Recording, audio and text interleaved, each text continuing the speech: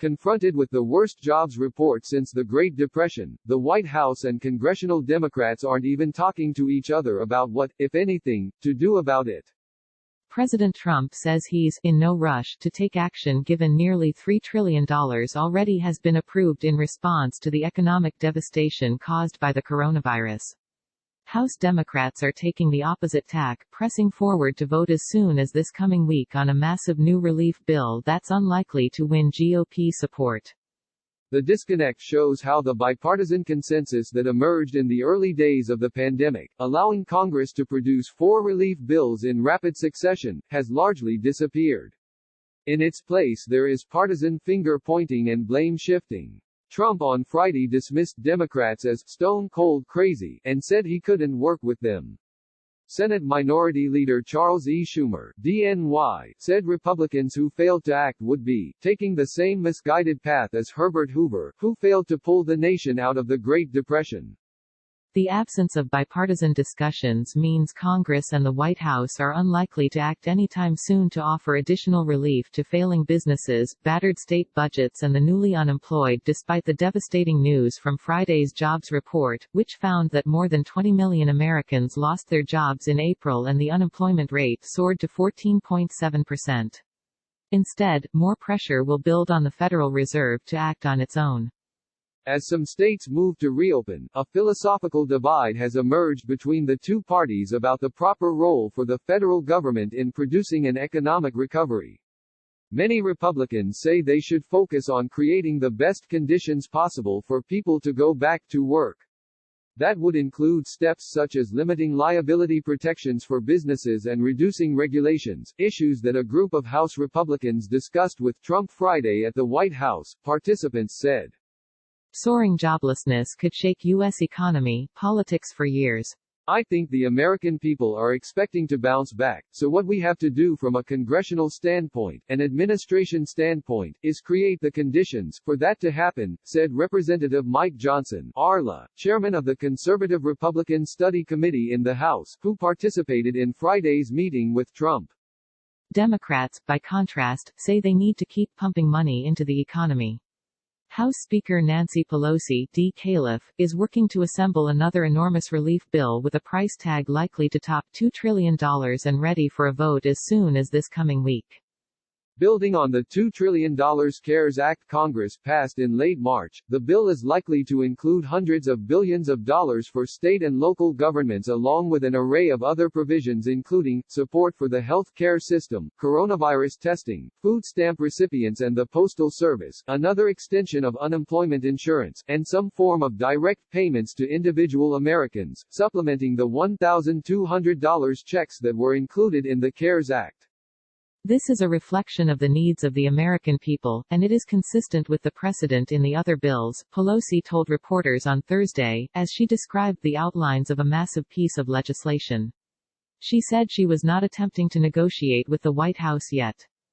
Everything that I just mentioned has bipartisan support in the country. I hope it does in the Congress. But we have to start someplace, and rather than starting in a way that does not meet the needs of the American people, we want to set a standard, Pelosi said.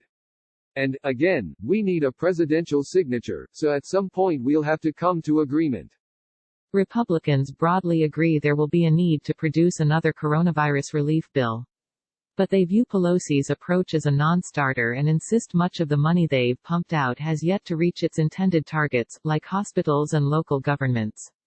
Senate Majority Leader Mitch McConnell, RK, has said it's time to hit the pause button on additional spending and see how the programs already funded are working before committing more federal money to the pandemic, a viewpoint Trump indicated Friday he shares. We're in no rush, Trump said Friday as he opened the meeting with House Republicans. The Democrats have to do what they have to do. We want to see what they have, but I can't say we're in a rush. We were in a rush to get the money out to people. We have gotten the money out, Trump added. He noted some of the money has stalled because of unwieldy state machinery, an apparent reference to overwhelmed state unemployment systems, and blamed this problem on Democrats. Unlike the period right before the Great Depression, Trump said, we're doing it the right way. We have a lot of great students of finance, I'm one of them, and we're throwing money at it. Despite the record number of people unemployed, Republicans took comfort in interpreting the Friday jobs report as indicating the majority of people expected to return to work soon. The stock market's shaking off of the bleak jobs report fueled optimism from Trump and his Republican allies that a recovery could be around the corner, although many economists question that view. This was an artificial turning off a tremendous economy, Trump said. When we turn it back on, which we've just started doing, I think it'll come back blazing. That prediction may offer scant comfort to the millions of Americans who have lost their jobs as the coronavirus brought the economy to a halt. But it's also a reflection of the limited tools left for policymakers if they don't want to keep spending money, as Republicans are increasingly reluctant to do. In the public portion of Friday's meeting with House Republicans, Trump offered only two specific policy proposals: cutting the payroll tax, an approach a number of Senate Republicans have already rejected, and cutting or eliminating the capital gains tax, something that would primarily help the wealthiest Americans. I think that there will be another bill, I do, and there may be some additional things we need to do, said Representative Garland Andy Barr R. Key, who also participated in Friday's White House meeting. He cited allowing rural electricity cooperatives to tap into the Small Business Paycheck Protection Program and targeted additional support for state and local governments.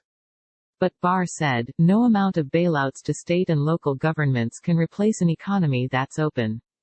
With Congress and the administration stalled, pressure is mounting on the Fed to do even more to aid the economy. Wall Street is betting the central bank, which has pledged to do whatever it takes to right the economy, will end up rescuing much of corporate America by buying up the debt of fallen angels and eventually making interest rates negative for the first time ever. Fed Chair Jerome H. Powell was quick to realize the gravity of the pandemic in February and acted swiftly in early March to slash interest rates to zero and buy an unprecedented $2.4 trillion worth of treasuries and other bonds. So far the Fed has rebuffed calls for negative interest rates, arguing they did not work well abroad. The Fed is about to buy corporate and municipal debt directly for the first time and make loans to businesses through a new, Main Street lending program. It's a delicate situation since the Fed isn't supposed to pick winners or losers in the economy, but some companies will benefit more than others from the Fed's actions. Some Democrats fear the Fed will rescue heavily indebted oil and gas companies that they argue should go under because the firms took on too much risk before the economic downturn.